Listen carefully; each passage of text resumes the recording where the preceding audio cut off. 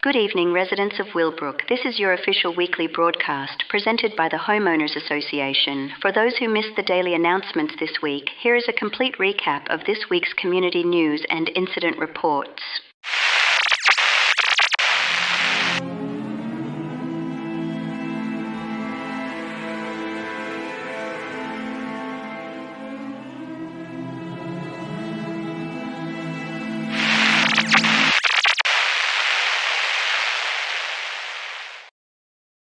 Residents, stay inside.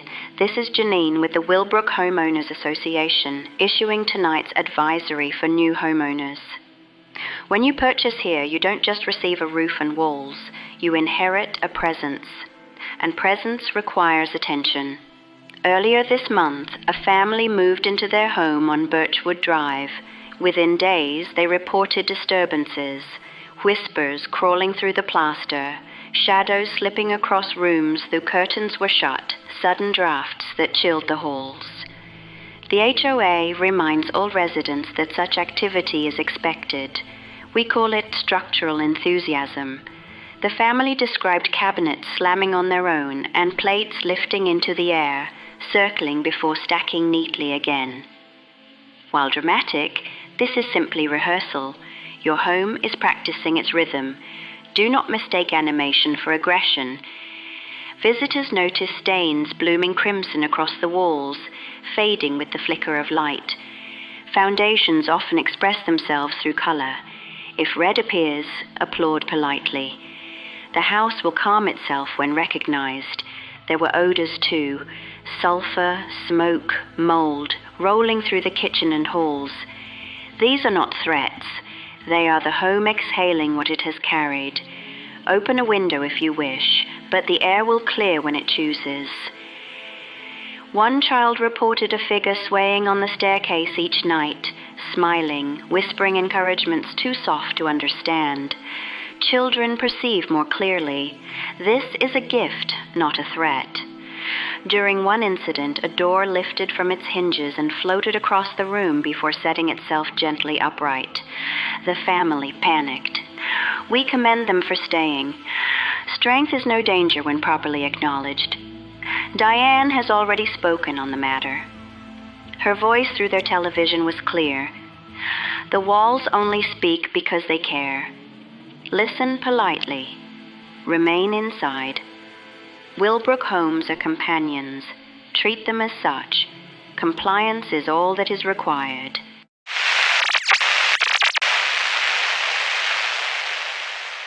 Even the crickets stopped. It happened during the outage last month. The storm had rolled in sudden and hard, snapping branches and pulling wires down like strings of ribbon.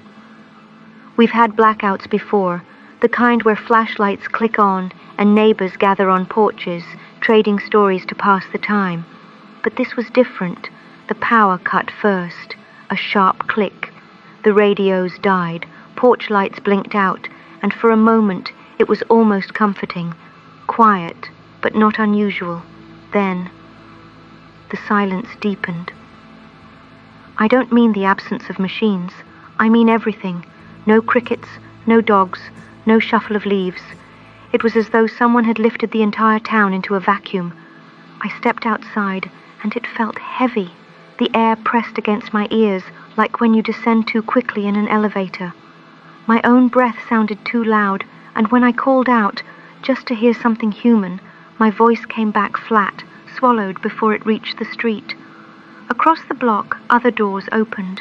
Neighbors stood frozen on their steps, mouths half open, waiting for someone else to explain what wasn't there. You could see it in their faces, the terror of hearing nothing at all. For a few minutes, we just stared at each other across the dark street. No one dared step off their porch. A few waved, slowly, like movement itself was risky. Then the sound returned, not all at once. First, a car alarm stuttered awake, then a distant dog barked, then the buzz of cicadas, late and confused, filling the air as if trying to make up for lost time. And then, like nothing had happened, the town was alive again. At the meeting the next evening, someone asked Diane about it.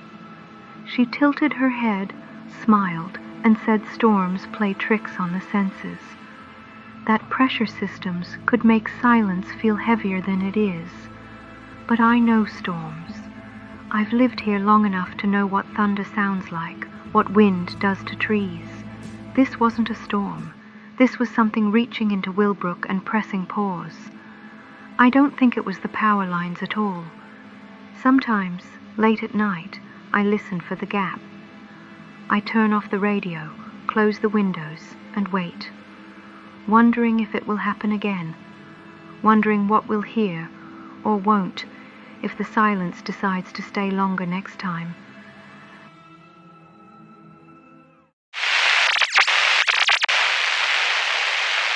Her smile never fades, her eyes never blink, and every night she waits at the window for you to make a mistake.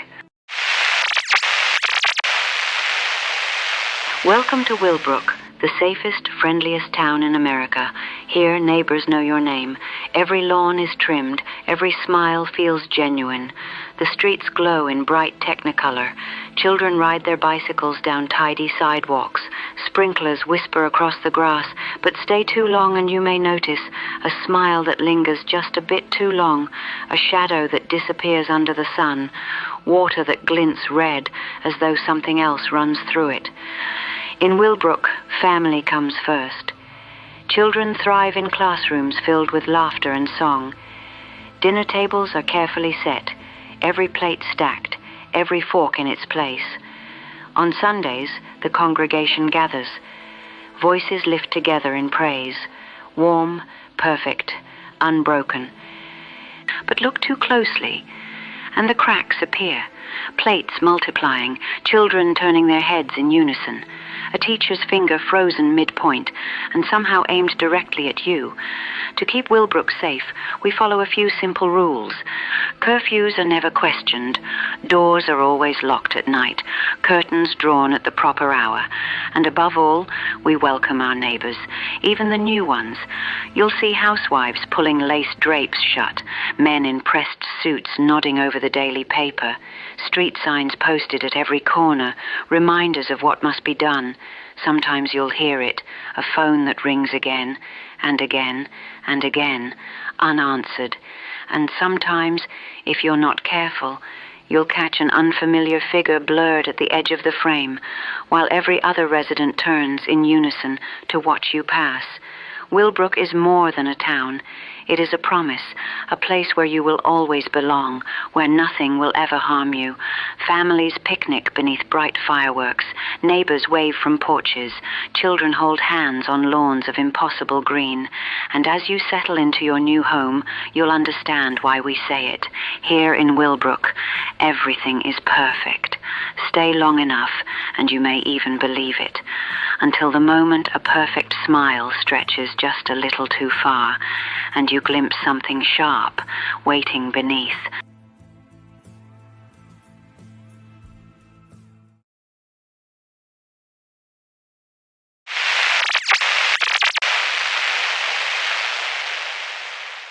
Don't worry if you see them working late.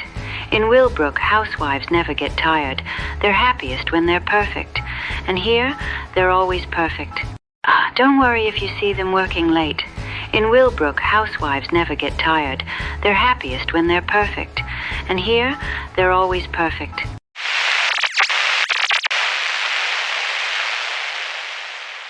Run if the hallway lights start to flicker. Run if you hear the wheels of the cart behind you when no one's there to push it.